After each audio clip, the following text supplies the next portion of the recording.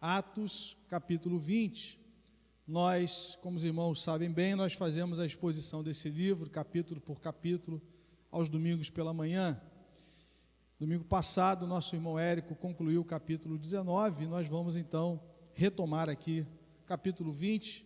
Quero convidá-los a abrirem a sua Bíblia comigo, do versículo 1 ao versículo 12. Atos 20, de 1 a 12.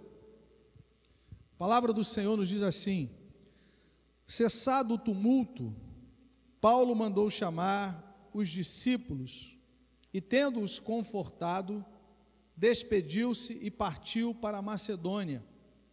Havendo atravessado aquelas terras, fortalecendo os discípulos com muitas exortações, dirigiu-se para a Grécia, onde se demorou 3 meses.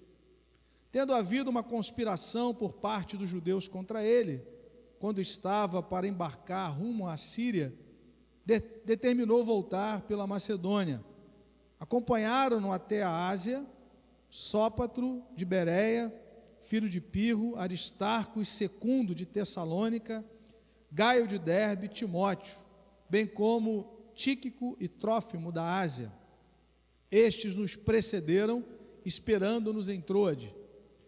Depois dos dias dos pães asmos, navegamos de Filipos, e em 5 dias fomos ter com eles naquele porto, onde passamos uma semana.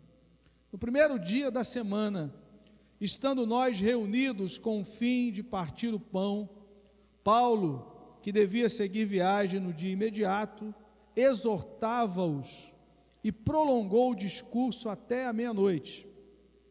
Havia muitas lâmpadas no cenáculo onde estávamos reunidos. Um jovem chamado Eutico, que estava sentado numa janela, adormecendo profundamente, durante o prolongado discurso de Paulo, vencido pelo sono, caiu do 3º andar abaixo e foi levantado morto. Descendo, porém, Paulo inclinou-se sobre ele e, abraçando-o, disse: não vos perturbeis, que a vida nele está. Subindo de novo, partiu o pão e comeu, e ainda lhes falou largamente até o romper da alva, e assim partiu. Então conduziram vivo o rapaz e sentiram-se grandemente confortados. Que o Senhor nos abençoe com a leitura da sua palavra. Irmãos, eu quero falar um pouco sobre as bênçãos da comunhão com Deus, aquilo que nós desfrutamos em comunhão com o Senhor, em comunhão com os nossos irmãos. Nós temos algumas indicações disso aqui nesse texto. O apóstolo Paulo, ele passou um período de mais de 2 anos em Éfeso. Nós temos visto isso. No capítulo 19, no versículo 20, nós vimos que o ministério em Éfeso, o trabalho ali em Éfeso, prosperou tremendamente. E a razão disso está no versículo 20, né? A palavra do Senhor crescia e prevalecia poderosamente. O evangelho de Jesus, que suplanta, ultrapassa todo e qualquer tipo de adversidade, de luta, de perseguição. Nós vimos aqui no capítulo 19 que Paulo enfrentou, primeiramente, uma perseguição por conta dos judeus, né? Ele iniciou o trabalho na sinagoga, ficou ali 3 meses na sinagoga, anunciando, diz o verso 8 do capítulo 19, falando ousadamente com respeito ao reino de Deus, porque essa é a grande mensagem da igreja. Nós falamos do reino de Deus, o reino de Deus que está acima de qualquer governo humano, qualquer ideologia humana. O reino de Deus é muito maior do que qualquer realidade que nós podemos encontrar nessa vida. Só que diz o verso 9 que os judeus começaram a perseguir o apóstolo, falaram mal do caminho, corações empedernidos, descrentes. E aí Paulo sai dali e vai para a escola de Tirano. E ali, amados irmãos, ele prega o evangelho. Diz o texto que toda a Ásia ouviu a mensagem do Senhor, diz o versículo 10. Por um espaço de 2 anos, dando ensejo a que todos os habitantes da Ásia ouvissem a palavra do Senhor, judeus e não judeus. Então nós percebemos que Deus ele é soberano sobre as circunstâncias, né? Uma porta se fecha na sinagoga, Deus abre uma outra na escola de Tirano, e o evangelho vai crescendo, vai avançando, o reino de Deus vai progredindo. O versículo 20 diz que a palavra do Senhor crescia, vidas libertas, vidas transformadas. Mas aí a palavra diz que o apóstolo Paulo decidiu retornar a Jerusalém, capítulo 19, versículo 21, e o que nós lemos no capítulo 20 é já o relato da viagem, dessa ida de Paulo para Jerusalém. O alvo de Paulo era estar em Jerusalém para celebrar o Pentecostes. Capítulo 20, no versículo de número 16, nós lemos essa informação. A ideia de Paulo, o texto diz, com o intuito de passar o dia de Pentecostes em Jerusalém, caso lhe fosse possível. Então nós vamos ver aqui no capítulo 20 o roteiro dessa viagem. Em primeiro lugar, Paulo esteve com os crentes na Macedônia. Os versículos 1 e 2 do capítulo 20, Paulo tem esse contato com os irmãos, né? Capítulo 20 diz que, cessado o tumulto, aquela perseguição que aconteceu em Éfeso, né? Por conta lá daqueles que adoravam a Diana, a grande deusa dos Efésios, né? E ali as pessoas tiveram um prejuízo, as pessoas que fabricavam os ídolos, né? Sentiram-se ameaçadas com o crescimento do Evangelho, porque as pessoas, quando conheceram o Evangelho, passaram a adorar somente a Jesus, né? E aí o apóstolo sai dali e, fazendo a viagem no sentido de Jerusalém, na direção de Jerusalém, ele para primeiramente na Macedônia. Diz o versículo 1 do capítulo 20, Paulo mandou chamar os discípulos e, tendo-os confortado, despediu-se e partiu para a Macedônia. Verso 2, havendo atravessado aquelas terras, fortalecendo os discípulos com muitas exortações. Então ele para na Macedônia, e diz a Bíblia que o ponto forte ali foi esse encorajamento. Essa palavra que nós encontramos aí, exortação, fortalecendo-os com muitas exortações. A palavra exortação no Novo Testamento, na maior quantidade de vezes que ela aparece, ela tem o sentido de encorajar, né? Exortar é encorajar, é fortalecer, é estimular.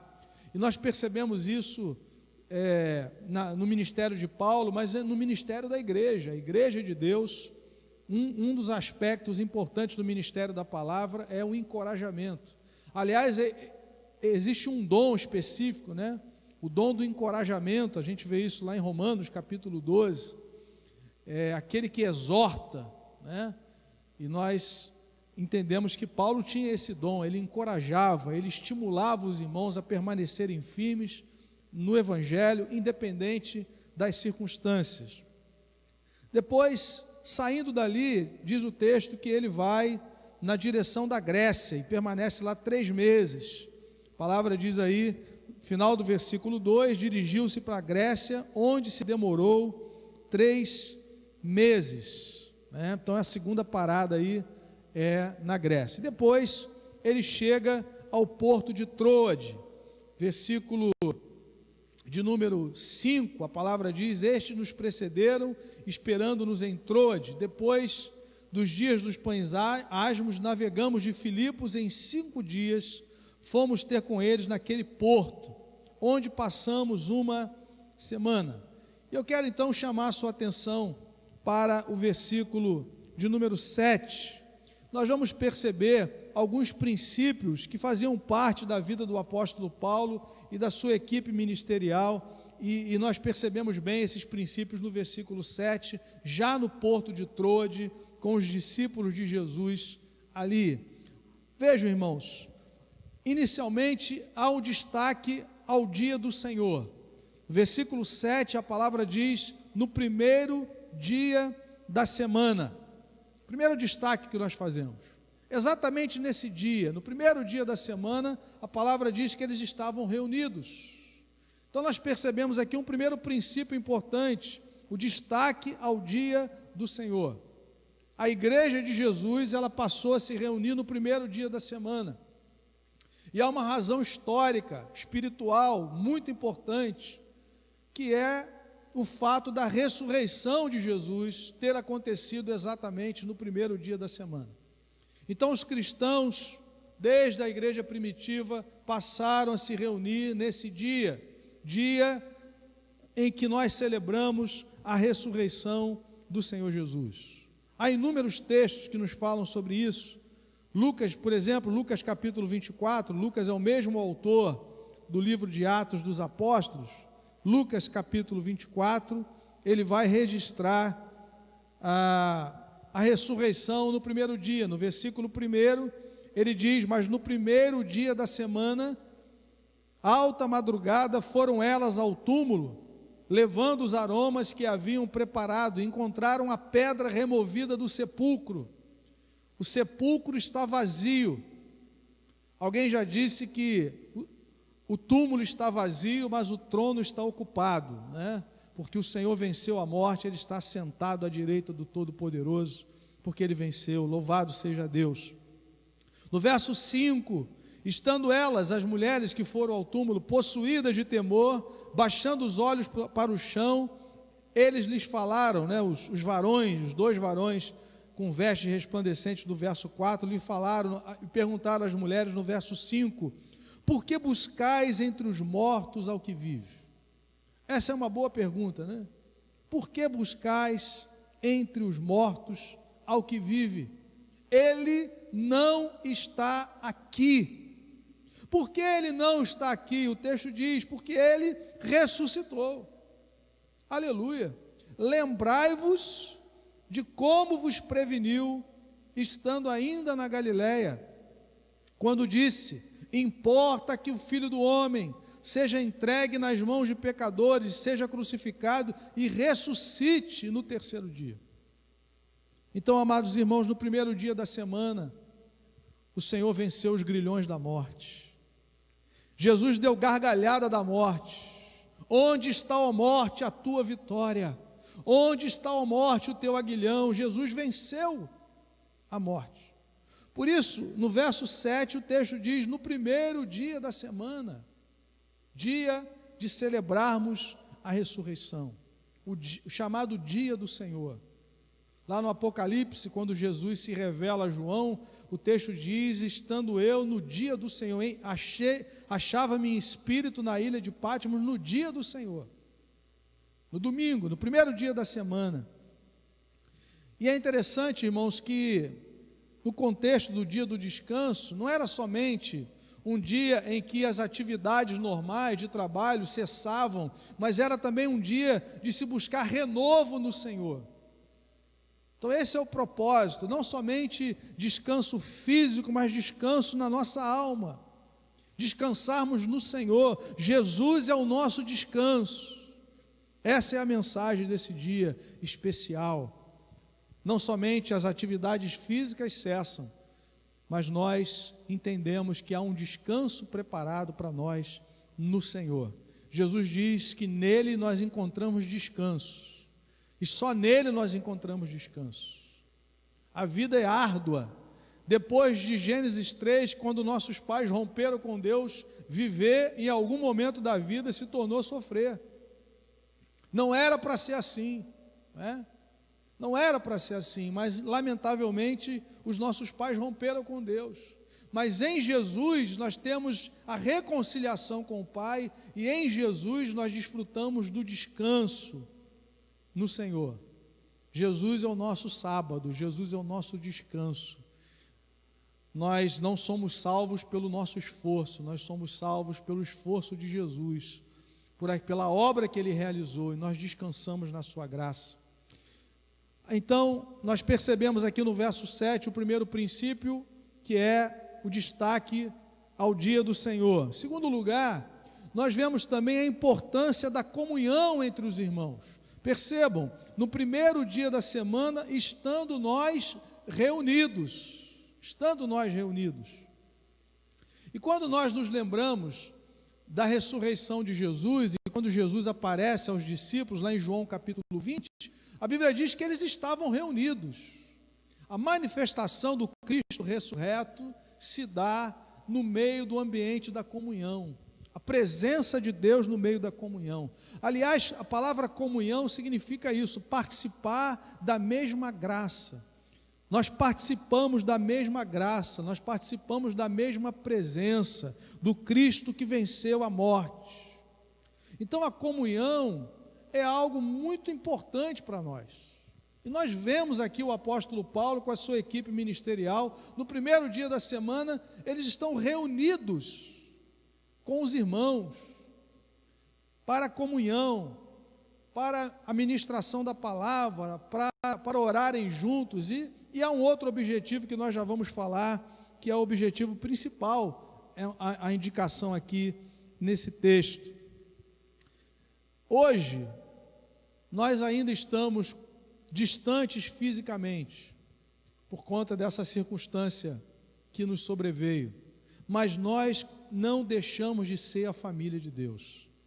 A comunhão em Cristo, ela continua. A forma de manifestarmos essa comunhão, de vivenciarmos essa comunhão, ela está alterada momentaneamente. Temos que lançar mão das tecnologias, né? Temos que lançar mão de alguns artifícios aí que o Senhor mesmo providenciou para nós, mas nós não deixamos de ser a família de Deus. Mas o texto aqui nos fala de reunião.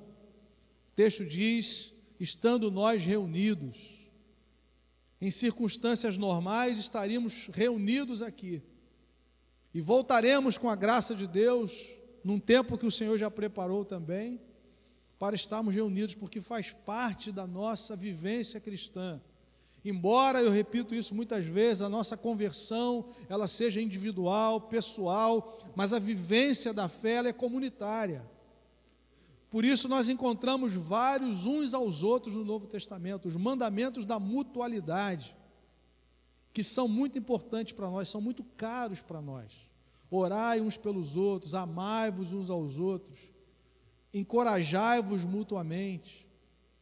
Como isso é importante, irmãos, como isso fortalece a nossa fé, a nossa jornada. Nós somos um corpo, nós somos uma família em Cristo Jesus. Paulo, escrevendo aos Efésios, no capítulo 2, no versículo 19, ele diz que nós não somos mais peregrinos e estrangeiros, mas somos concidadãos dos santos e somos da família de Deus.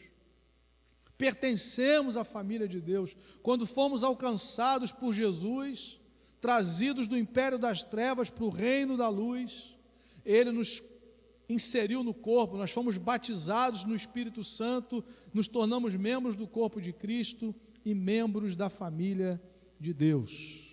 Aleluia! A palavra diz, não deixemos de congregar-nos.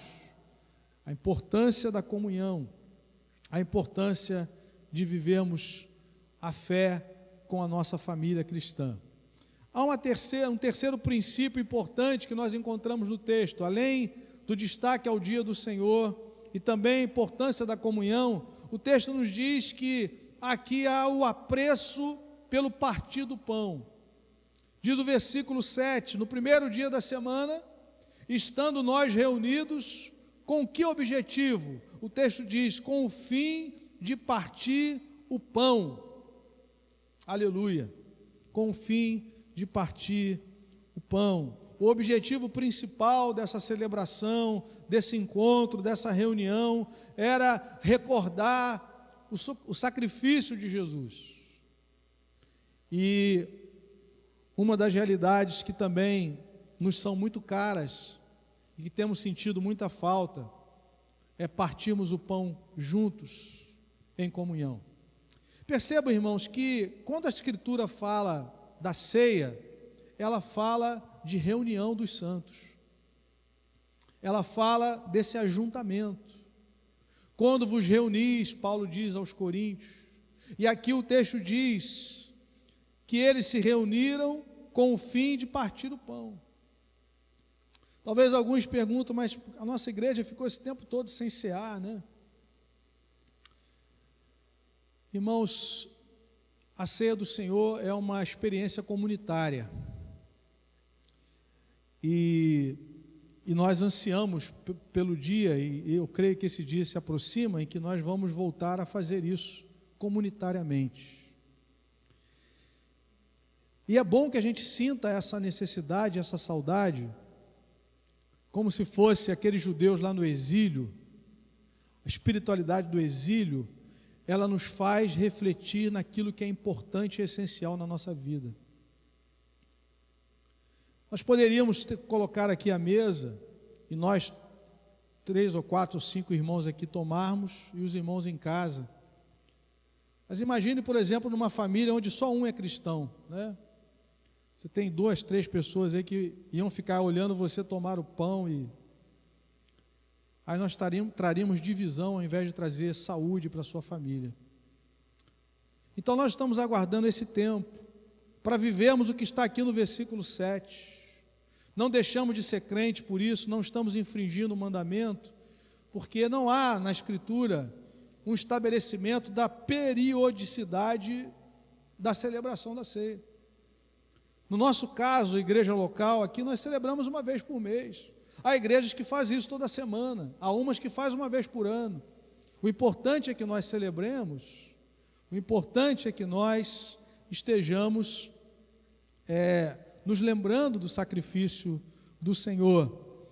Por isso, nós encontramos aqui nesse texto o apreço tanto pelo dia do Senhor, quanto pela comunhão, também pelo partir do pão. Então eu quero dizer aos nossos irmãos que tudo correndo bem, conforme planejado e orientado, com todas as medidas de segurança, nossa preocupação é com a sua vida, acima de qualquer outra realidade, mas seguindo aquilo que as orientações que temos, no primeiro domingo de julho, com a graça de Deus, nós vamos ter o partir do pão para aqueles que estiverem aqui, ok? Então no primeiro dia da semana, no primeiro domingo de julho, se Deus quiser, nós vamos relembrar o sacrifício. E quero só fazer um adendo aqui nessa palavra, que de forma alguma vai uma palavra de crítica àqueles irmãos que fizeram a celebração nesse tempo, né? É uma questão de convicção pessoal, algumas igrejas que fizeram normalmente, e graças a Deus também por isso, amém, irmãos? Nós não estamos aqui para julgar ninguém, mas é uma convicção de que a celebração ela se dá num contexto comunitário, né? E nós então temos esse privilégio, tá bom? E nós olhamos para esse texto e vemos aqui a importância da celebração do dia do Senhor e o apreço pelo partir do pão. Nessa reunião eles puderam celebrar o sacrifício, relembrar aquilo que Jesus fez, porque o apóstolo Paulo mesmo, escrevendo aos Coríntios, ele diz que todas as vezes que nós comemos o pão e bebemos o cálice, nós anunciamos a morte do Senhor. Mas nessa reunião eles também receberam encorajamento pela palavra.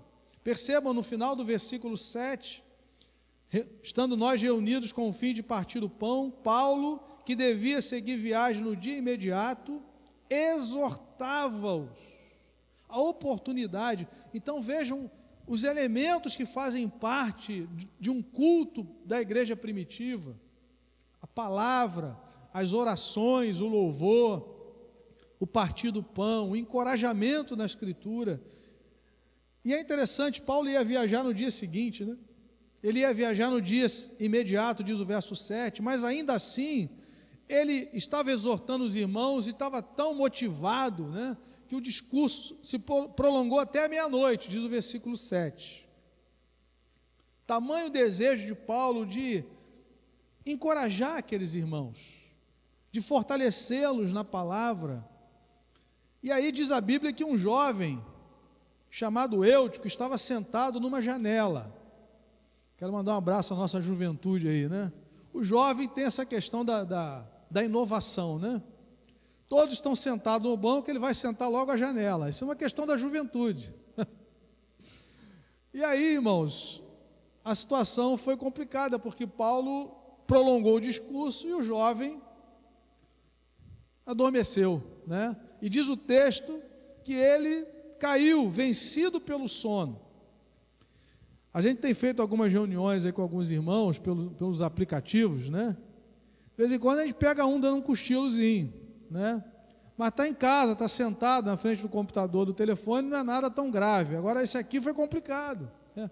Porque ele estava sentado à janela, e janela não é lugar da gente sentar, né, irmão? Janela é um lugar perigoso.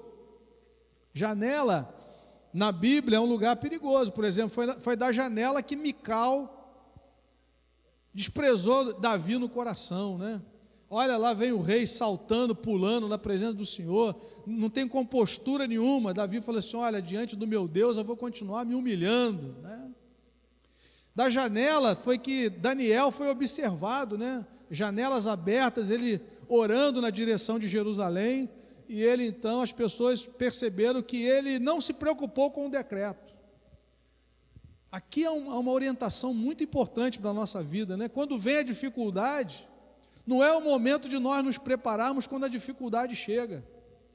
A Bíblia diz que quando houve o decreto e Daniel iria morrer, porque todos os sábios iriam morrer, ele não passou a orar naquele momento. O texto diz que ele estava com as janelas abertas, orando 3 vezes ao dia, como costumava fazer.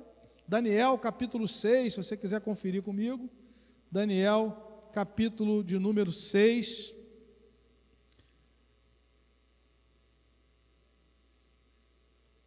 versículo de número 10, a palavra diz assim: Daniel, pois, quando soube que a escritura estava assinada, uma escritura com um juízo, né, com um decreto de morte, entrou em sua casa e em cima no seu quarto, onde havia janelas abertas do lado de Jerusalém, 3 vezes por dia, se punha de joelhos e orava, e dava graças diante do seu Deus, como costumava fazer.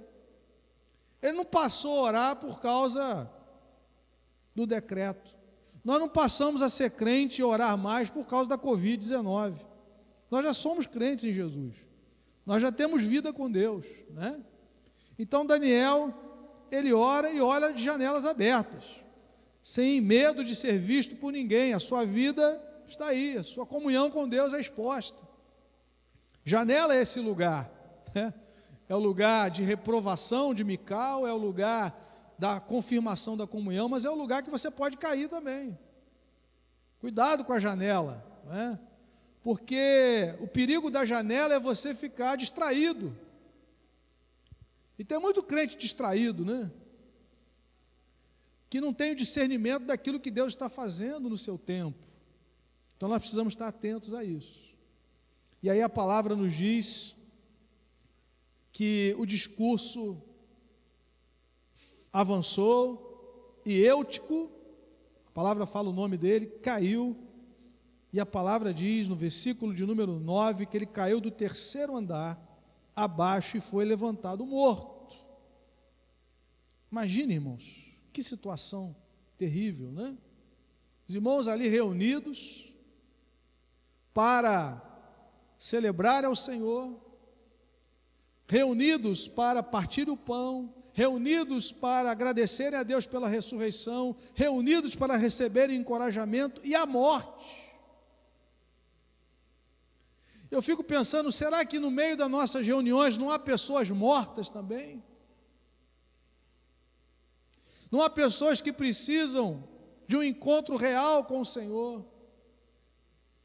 O fato de você participar, ouvir a palavra, presencialmente ou aí na sua casa, não significa que você tem vida, porque vida só Jesus pode oferecer. E não é só vida biológica, mas é vida espiritual, é vida eterna, é vida em Jesus. E é interessante que o apóstolo Paulo para de pregar, ele desce, vai ao encontro daquele jovem, diz o versículo de número 10, inclinou-se sobre ele e abraçando disse: não vos perturbeis, que a vida nele está. E eles testemunham o milagre da vida que há em Jesus. Aleluia. Houve uma nova oportunidade para aquele jovem E talvez há muitos que estão me ouvindo hoje, nessa manhã, que precisam aproveitar essa nova oportunidade. E é interessante Paulo dizer: não vos perturbeis, que a vida nele está. A minha pergunta a você é: você tem vida? Vida em Cristo, vida nova, vida reconciliada com Deus. Que esse tempo sirva para você refletir se realmente você vive, se você tem vida, a vida de qualidade que Deus tem para você. O verso 12 diz: então conduziram vivo o rapaz e sentiram-se grandemente confortados. E aí, irmãos, é interessante que não acabou a mensagem, não. O versículo 11 diz: subindo de novo. Foi só uma interrupção, para que aquele jovem recebesse vida novamente, mas voltaram, e a palavra diz: subindo de novo, partiu o pão e comeu, e ainda lhes falou até o romper da alva. Que tanto esses crentes falam, né? É a palavra, irmãos, que nos encoraja. O apóstolo Paulo sabia que ele não teria mais oportunidade de estar com aqueles irmãos. Aqui é uma questão de tempo e oportunidade. Aqui é uma questão de não desperdiçar as oportunidades que o Senhor nos dá, de recebermos a palavra, de crescermos diante das necessidades, da nossa jornada cristã. A vida está nele, a vida está nele, vida em Cristo. E a vida estava naquela comunidade que celebravam o Cristo ressurreto, que celebravam o partir do pão, que recebiam a palavra como encorajamento. A palavra de Deus tem nos encorajado nesse tempo. A palavra de Deus não está algemada. Louvado seja Deus. E nós avançamos como igreja, mesmo em dias difíceis, porque nós temos vida em Jesus, e nós temos vida que vem da palavra, a instrução, a orientação. A nossa vida não está solta, né? É muito ruim você sofrer no mundo, na vida, e sem ter convicções, sem ter raiz. Nós temos raízes profundas em Deus. Os nossos pés estão alicerçados na palavra do Senhor. E os ventos, quando sopram, não nos levam como uma folha seca, como diz o salmista no Salmo 1. Porque a nossa vida está fincada na palavra. As nossas convicções vêm da palavra. O vento sopra contrário, vem a chuva, transbordam os rios, mas a nossa vida está firme no Senhor. Por isso a importância do encorajamento. Paulo exortava-os, diz o verso de número 7. Depois, o texto diz que ele continuou falando até a romper da alva. Como a palavra de Deus, ou melhor, que lugar a palavra de Deus tem ocupado no seu coração e na sua mente. Paulo, escrevendo aos Colossenses, diz: habite ricamente em vós a palavra de Cristo. Habite ricamente em vós a palavra. Que nós estejamos cada dia mais alicerçados na comunhão com o Senhor, através da oração, através da palavra, através da comunhão em Cristo, nos encorajando mutuamente, em nome de Jesus. Caminhando para a conclusão, amados irmãos, estes princípios apresentados aqui nesse texto têm sido valorizados por nós, têm sido valorizados os princípios. Por exemplo, o dia do Senhor, no primeiro dia da semana.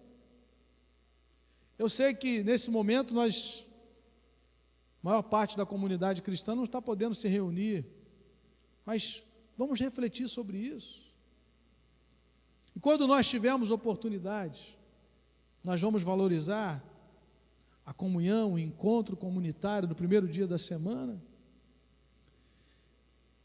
A mesma coisa em relação à própria comunhão. O texto diz, estando nós reunidos,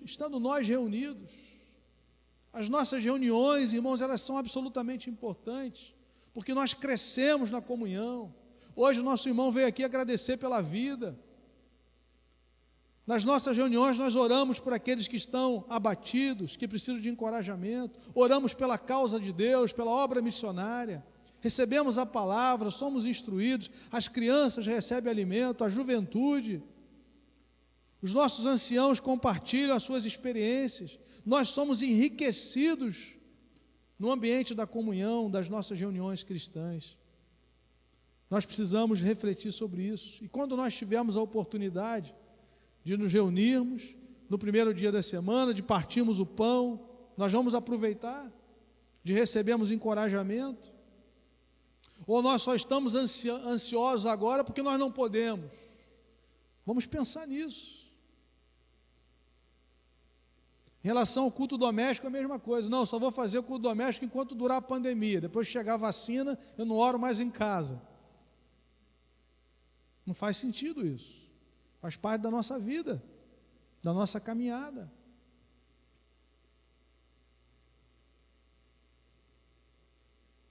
O texto diz que aquele jovem recebeu a vida novamente. A vida está nele. E eu quero orar nesse momento, para que o Senhor sopre o espírito de vida sobre você, sobre a sua casa.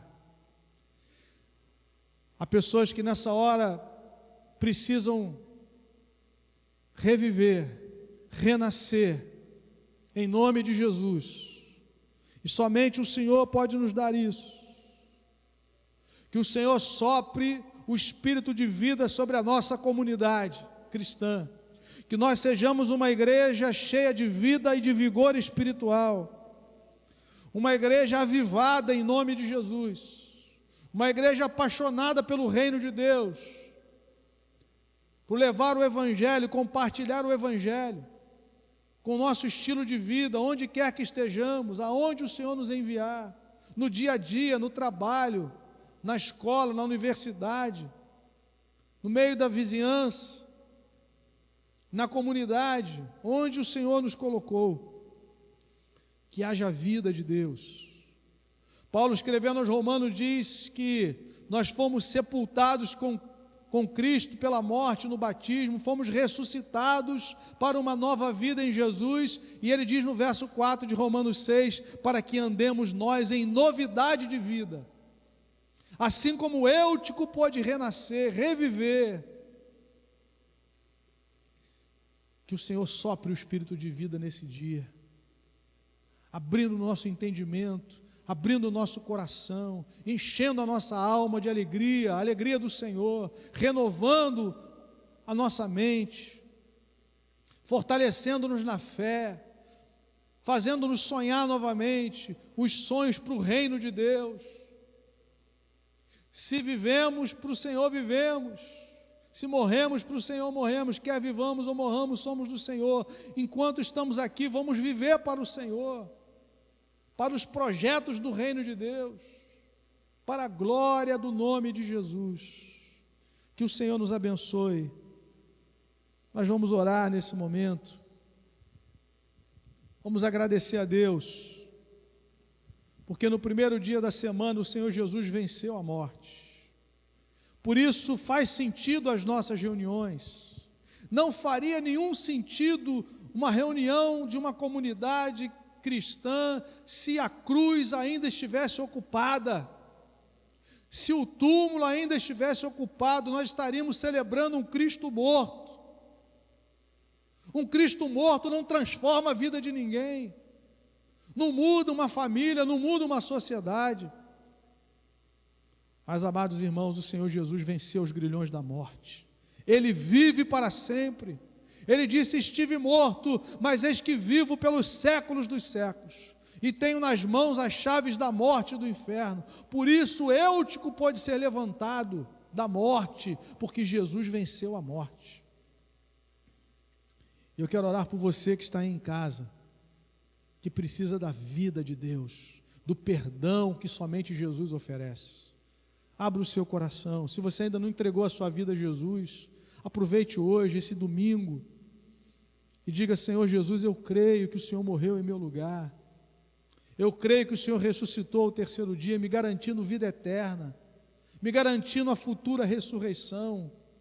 A religião não pode me dar vida eterna, a ciência não pode me dar vida eterna, mas Jesus venceu a morte, e Ele me garante a eternidade, me garante a futura ressurreição. Eu quero orar por você, meu irmão, meu amigo que me ouve nessa hora, em nome de Jesus. Deus amado, muito obrigado, porque nós fazemos parte da família de Deus, não por nascimento biológico, mas porque um dia o Senhor nos chamou em Cristo, no Evangelho, e o Espírito Santo operou em nós o novo nascimento. Isso não é obra do homem, isso não é obra de religiosos, isso é obra do Espírito Santo. Soprou sobre nós o Espírito da vida. Agora nós andamos em novidade de vida na Tua presença. Louvado seja o Teu nome. Obrigado, Senhor, porque podemos nos lembrar do sacrifício de Cristo e celebrar a vida. Ele morreu a nossa morte para vivermos a sua vida. Obrigado, Senhor, porque nesse texto vimos a intervenção do Senhor na vida daquele jovem, e o Senhor continua fazendo isso hoje, ressuscitando vidas que estão mortas espiritualmente, vidas separadas do Senhor, sem perspectiva, sem esperança, mas o Senhor é poderoso para restaurar essas vidas, dar um novo nascimento, uma nova experiência com o Senhor. Que a Tua mão de poder se estenda agora, sopra o Espírito de vida, Senhor, em cada lar, em cada família, onde quer que essa mensagem esteja chegando agora ou no futuro, em algum outro momento, que o Senhor sopre vida, em nome de Jesus. Todo espírito de morte, pensamento de morte, nós repreendemos agora, que as cadeias do inferno sejam quebradas nessa vida, nessa família, nessa casa, nessa mente, nesses ouvidos, vozes que têm falado, nós repreendemos agora em nome de Jesus. Receba a vida de Deus em Cristo. A vida está em Ti nessa hora. Receba a graça de Jesus, o perdão dos seus pecados. Nenhuma condenação há para aqueles que estão em Cristo. Receba o perdão, em nome de Jesus, em nome de Jesus. Que o Senhor seja adorado, que o Senhor seja glorificado, em nome de Jesus. Aleluia. Vamos adorá-lo mais uma vez.